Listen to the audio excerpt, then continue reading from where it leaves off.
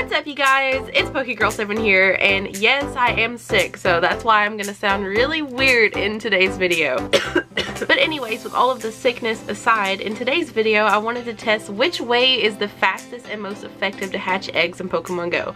Now, some of you are probably thinking, well, you have to walk to hatch eggs in Pokemon Go, but walking is not the only method to use. These days we have a bunch of secret tricks to hatch eggs, and I use some of them myself.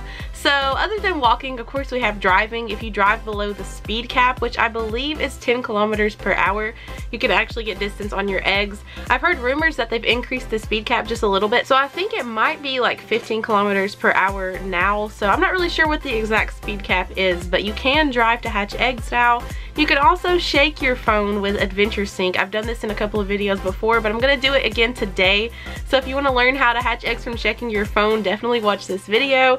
And you can also hatch eggs from bouncing your phone in a sock. Now, I learned this trick from FLW Video, so if you don't know his channel, go check him out. He has an awesome channel, very informative, and he's really cool, so go check him out. But yeah, you can bounce your phone inside of a sock. I know it sounds crazy, but that's another way to get distance on your eggs. So in today's video, we're going to be testing all of these methods.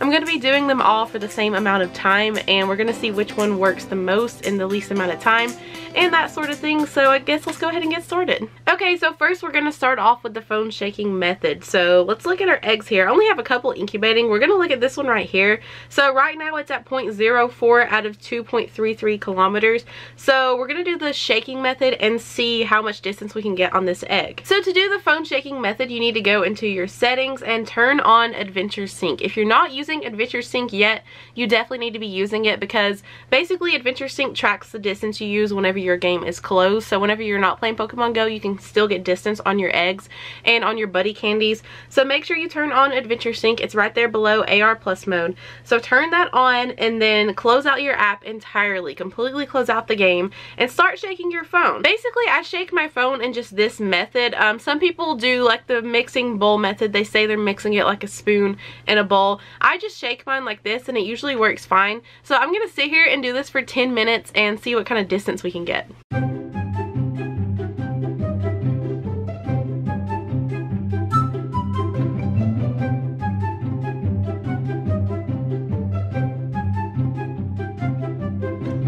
A few moments later. Okay guys, so I just shook my phone for 10 minutes, and let me tell you, that felt like the longest 10 minutes of my life, but we actually did pretty good on getting distance. We got from 0.04 to 0.31, so we basically got 1/4 kilometer just in 10 minutes of shaking. So honestly, that's pretty good. Sometimes this method is a little bit hit or miss. Sometimes you get more distance than this and sometimes you get less, but I'll definitely take that. I feel like we did pretty good progress for just 10 minutes of shaking. Now, I did shake the phone non-stop. Like, you can't really stop. I don't think it really hurts anything if you stop shaking, but for this experiment I'm shaking for 10 minutes straight non-stop. So the total distance gained in 10 minutes of shaking my phone was 0.27 kilometers. By the way, my wrist is starting to hurt a little bit. I don't know how I'm going to do this next method with the sock, because my wrist is getting sore. And now it's time to try the sock bouncing trick. Now, I'm really excited to do this. I've never really sat down and tried this. I know that FLW Videos does it all the time. He even has some merch called the Adventure Sock. If you want to pick up an Adventure Sock, you definitely should. I think it's such a clever idea. Sadly, I don't have an Adventure Sock, but I do have a Donut Worry sock. So a positive message from my sock today. Anyways, guys, we need to bounce this phone inside of this sock and see how much distance we get. I did notice that my phone updated the distance a little bit. Now we're at 0.4 out of 2.33. I feel like some of that could have been from the drift, so we're not really going to count that much more distance onto the egg shaking. I think that might be from the drift in my house. Okay, so for this method, you want to get a sock and you want to have Adventure Sync turned on, just like the egg shaking trick. Close out your app entirely and then put your phone in a sock. Now you want to shove it all the way down to the bottom. I have noticed that people use longer socks than this. I don't really have a very long sock to use today, so hopefully this one will work. It's pretty good after it has the sock down in it. So basically all you do is bounce the sock around. So we're going to do this for 10 minutes. Just bounce it like this. I've heard some people say that it kind of replicates the same motion that happens when you have your phone in your pocket. I don't really know why people think that, but we're going to see how much distance we get in 10 minutes. I'm very curious to see how this one works.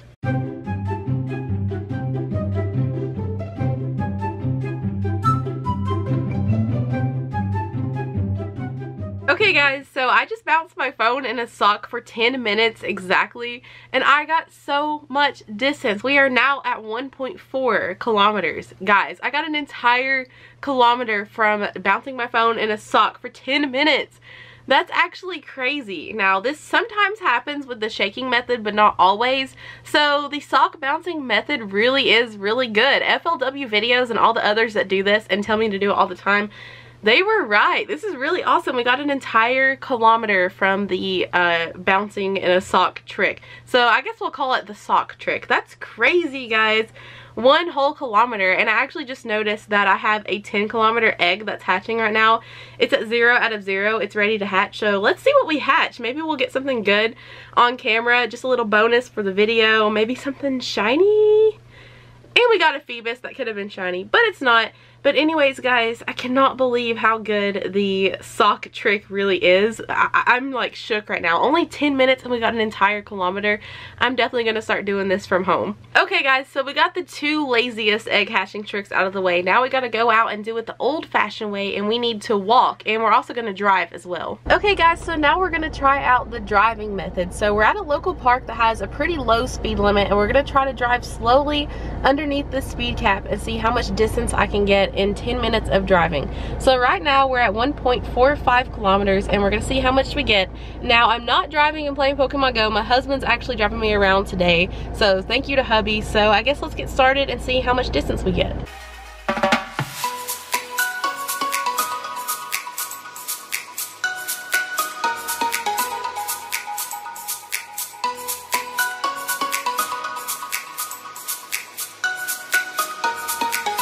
Okay guys, so we just finished driving for 10 minutes and now we're at 1.8 kilometers. So we started at 1.45, now we're at 1.8, so total we got 0.35 kilometers. So a little bit over a third of a kilometer in just 10 minutes of driving. So for the most part, we were driving between like 10 and 15 miles per hour, more on the 10 mile per hour side. There were a few times we had to stop and go a little bit faster just to get through traffic, but for the most part of the 10 minutes we were going about 10 miles per hour average.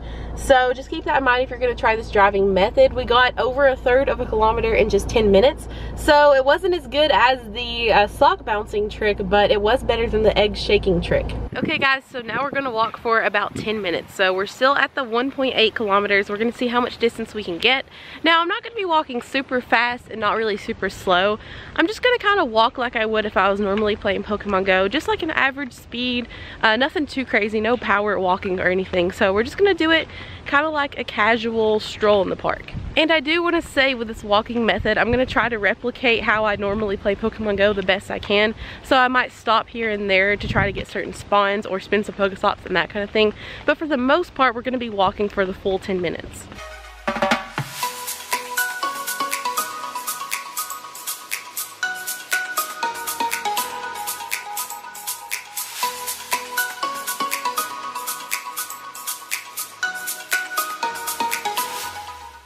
I guess while I'm walking, I'm going to put in my predictions here. So overall, I really think that walking is still going to be the best way to hatch eggs in Pokemon Go.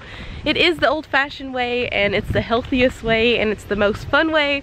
It's the way that the game is meant to be played in the first place. I do think that we're going to get the most distance from walking in 10 minutes, but my other prediction is that the sock method is going to be the second best. I guess we already know that it's better than the driving and the shaking. So right now it's basically between walking and the socking. We're going to see which one's better. Okay guys, so we walked for the 10 minutes and my egg is actually hatching. So I know we got at least over half a kilometer in those 10 minutes, but let's go see what we hatched. And we got a Happiny from that. For some reason it didn't show me the animation, so I didn't get to record that.